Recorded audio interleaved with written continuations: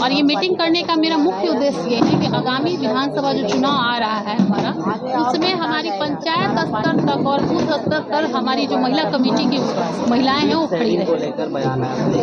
क्या कहेंगे सीटों में से जीतन राम मांझी केंद्रीय मंत्री हैं, संतोष सुमन भी बिहार सरकार के मंत्री हैं, बिहार में महिलाओं के साथ खासकर दलित महिला या तमाम खबरें आती हैं, उत्पीड़न की खबरें आती हैं, महिलाओं के साथ जो आज अत्याचार हो रहा है, ऐसे में हर पार्टियां कहती है कि महिलाओं के लिए हम कर रहे हैं।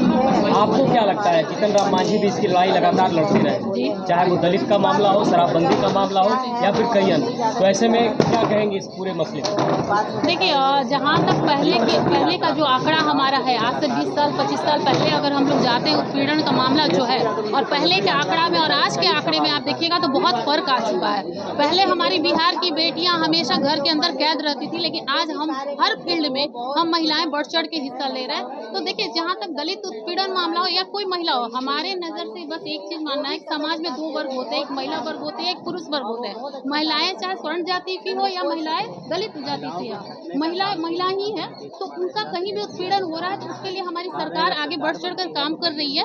और पहले अगर हम 20 साल पहले जाते हैं तो एक हमारा सब जो बिहार राज था वो जंगल राज था। हम महिलाएं शाम में घर से बाहर नहीं निकलते थे, हम महिलाओं को कहीं भी मतलब फ्री नहीं दिया जाता था कि भाई मेरे गार्जियन डरते थे कि हमारी बेटी सुरक्षित वापस आती है कि नहीं। तो उस जंगल राज से तो आज कहीं ना कहीं हम लोग मंगल राज में तो पहुंच चुके हैं, जहां हम महिलाएं सुरक्षित महसूस करते हैं, तो इसका मतलब है कि बिहार सुरक्षित है। मैडम, हम पार्टी में परिवारवाद का आरोप लगता आया है और वो दिखता भी है, क्या लगता है परिवारवाद से ऊपर उठ करके आपको जीतन राम मांझी जगह देंगे?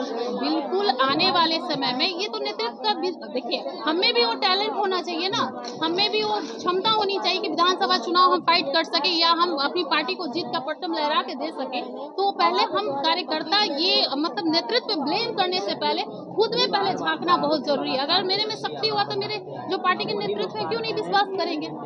आज सरकार कहती है ना कि महिलाओं की विधानसभा में भी 33% आने वाले समय भागीदारी होगी, तो आने वाले समय में आप देखिएगा कि भागीदारी होगा। और कहते हैं ना कि सोच की शुरुआत कभी भी ना अपने घर से करनी चाहिए, तो पहले दो देखिए अपने घर से शुरुआत है, घर से महिलाओं को आगे बढ़ाए। जब ये महिलाएं आगे बढ़ी हैं, अपने घर से उन्होंने शुरुआत की, तो जाहिर सी बात है कि कार्यकर्ता जो महिलाएं उनको भी बढ़ाया जाएगा। इस पार्टी में आने के बाद मुख्य मकसद क्या होगा? हम पार्टी, क्योंकि आप पहले से भी कई पार्टियों में रह चुकी हैं, कई जगह काम कर चुकी हैं, क्या राजनीति के अलावे विशेष तौर पर आपके लिए मुख्य मकसद क्या है जीतन राम मांझी की पार्टी में आने के बाद?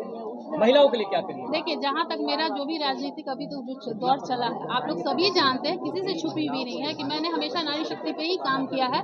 और ये भी डिसीजन कहीं ना कहीं मैंने नारी शक्ति के लिए लिया, क्योंकि मेरी शक्ति मेरी नारी है और मैं उन्हीं का नेतृत्व करती हूँ। और आने वाले समय में भी मैं उनके लिए जितना बेहतर हो सकेगा मैं काम करूँगी। देखिए, इससे पहले जिस पार्टी में आप सेम पद पे थे और इस पार्टी में भी आप सेम पद पे हैं, तो फिर भाई साहब मेरा रिकॉर्ड निकाल लीजिए। जब से मैं 2016 से राजनीति में हूँ, मैं स्टेट प्रेसिडेंट के पद पे ही बनी रही हूँ और सिर्फ मैंने महिलाओं के लिए ही काम किया है, ये मेरा रिकॉर्ड है। 2015 से मैं सेल्फ डिफेंस नारी के लिए ऑलरेडी सोशल वर्क कर रही हूँ। आप चले जाइए बक्सर, वहाँ देखिए कि आजीविका एक अथक प्रयास करके स्मिता शर्मा का एक चलता है, जिसमें आज के डेट में 5 से 10 हजार महिला कार्यरत है हमारे यहाँ। तो मैं हमेशा महिला सशक्तिकरण पे ही काम की हूँ, तो मैं दूसरा पद लेती ही नहीं। अगर मुझे दूसरा पद ऑफर भी दिया जाता, क्योंकि मैं नेतृत्व करूंगी अपनी, मैं जहाँ जाती हूँ। आज आप बहुत सारी महिलाएं ऐसे दिख रही होंगी यहाँ पे, जितनी ये भीड़ है, ये सब वही महिलाएं हैं जो कभी RLJP के कार्यालय में 2025 में आप चुनाव लड़ेंगी, हम पार्टी की तरफ से चुनाव लड़ेंगे। ये समय बोलते हैं भविष्य घर में क्या छुपा है, ये तो ना आप जानते हैं ना हम जानते कल क्या होने वाला है। तो समय पे छोड़ दीजिए ना, लड़ेंगे तो ऐसे ही शेरनी की तरह दौड़ेंगे फिर भी हम। समाज सेवा करने के लिए पद की जरूरत पड़ती है। बिल्कुल पड़ती है, पूछिए कैसे पड़ती है, उसका भी जवाब है हमारा। समाज सेवा, मैं एजुकेशन फील्ड से ऑलरेडी मेरा आज से नहीं 2008 से मैं एजुकेशन फील्ड पे वर्किंग हूँ। उस समय मैं नारी सशक्तिकरण पे बहुत सारा ऐसा काम कर रही थी, जहाँ मुझे सिर्फ फाइनेंस की नहीं बल्कि पावर की भी जरूरत पड़ती है। बहुत जगह आप जाइएगा ऐसे, मतलब इसी में आप देखिएगा कभी कोई थाने में कोई कंप्लेन गरीब महिलाएं जाती है, तो उसके साथ एक पढ़ी लिखी महिला अगर जाती है तो उसकी कामों को ज्यादा सुना जाता है। तो कहीं ना कहीं मुझे एहसास हुआ था उस टाइम में कि नहीं, मुझे मतलब फाइनेंस तो स्ट्रांग हूँ मैं, लेकिन मुझे पावर भी चाहिए ताकि मैं महिलाओं के लिए कुछ कर सकूं और उनकी भागीदारी में बना सकूं। कल तक चिराग के विरोध में बोल रहे थे, अब एनडीए में आ गए हैं, तो अब क्या? आप भाई साहब मेरा कोई भी स्टेटमेंट निकाल के दिखा दीजिएगा। अच्छा, राहुल मैं परिवारवाद पे कभी बात ही नहीं करती। उनके बारे में क्या बोलिएगा? अब आ रहे हैं, उनके बारे में क्या कहना है।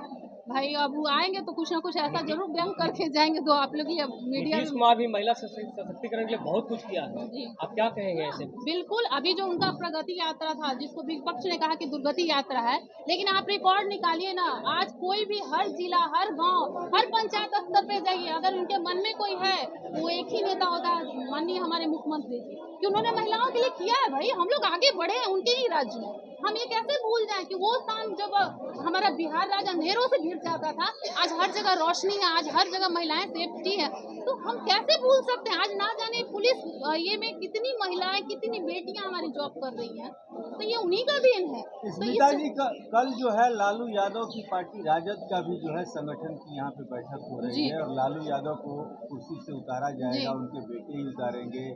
मंगनीलाल मंडल जो है प्रदेश के अध्यक्ष बनेंगे, जगता बाबू हटाए जा रहे हैं। मान रहे हैं परिवारवाद बिखर रहा, उनके घर में फूट हो रही है। भाई आने वाले समय में तो दिख जाएगा, अगर परिवारवाद बिखर रहा है तो कोई भी यहाँ जो है हमारे राज्य में, अगर तेजस्वी प्रसाद यादव जी है